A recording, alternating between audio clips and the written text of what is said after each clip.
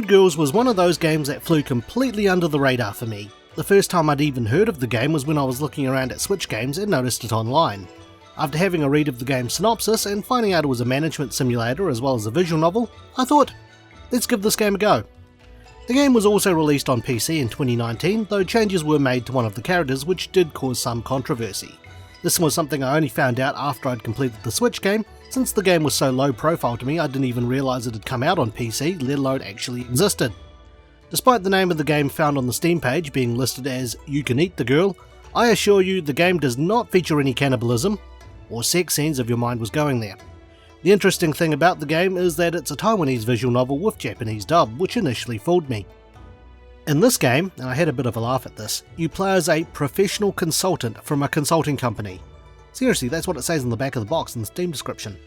Nonetheless, you have been dispatched to a food street which has been doing poorly and is on the verge of being closed down. As a professional consultant from a consulting company, it is your job to use the powers of advertising and common sense to help the food street make money so that they won't get closed down. In order to do that, you'll be helping out 3 girls who run different food stores on the street. You have Aurora, curry in Japanese, who runs a fried chicken cutlet shop, Bubbles, Mariko in Japanese, who runs a bubble tea shop, and Lulu, Ruru in Japanese, who runs a minced pork bowl restaurant. To make things easier, I'll go by the names they're given in the game as opposed to their Japanese names. Each girl does have a major flaw. Aurora is too kind and gives away things, causing her store to lose money. Bubbles prides herself on the quality of her bubble tea and refuses to advertise. As a result, her bubble tea is expensive to match the quality, and she has a bit of a bad attitude. Lulu, on the other hand, is just lazy and would rather play video games than work.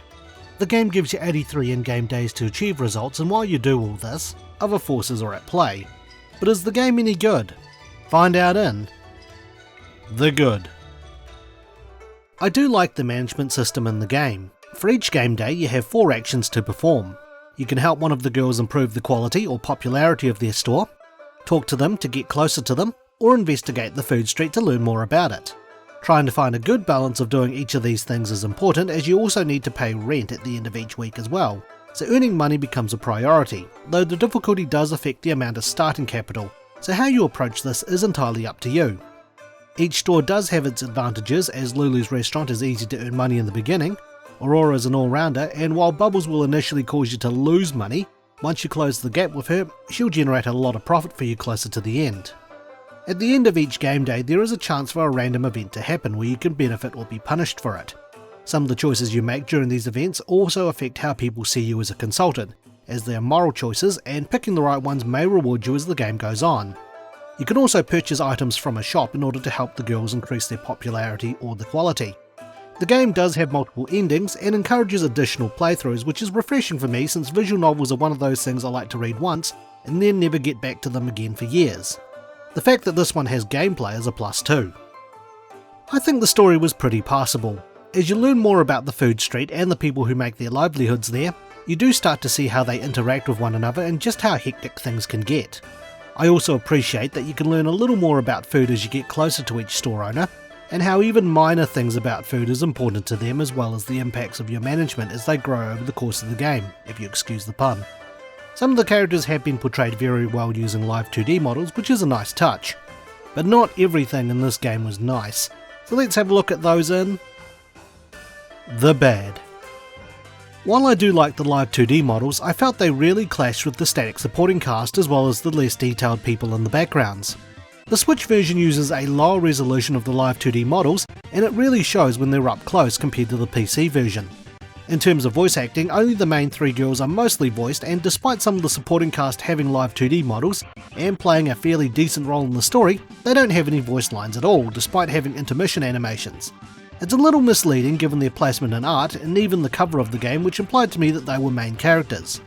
To me, the way some of it clashed just made the game feel incomplete. The only other issues I have with the game is fairly minor and applies to at least the Switch version. There are a couple of bits in the game which have been left untranslated. Thankfully, this isn't a huge part of the game, and I'm not showing you all of them, as one of them is during one of the endings.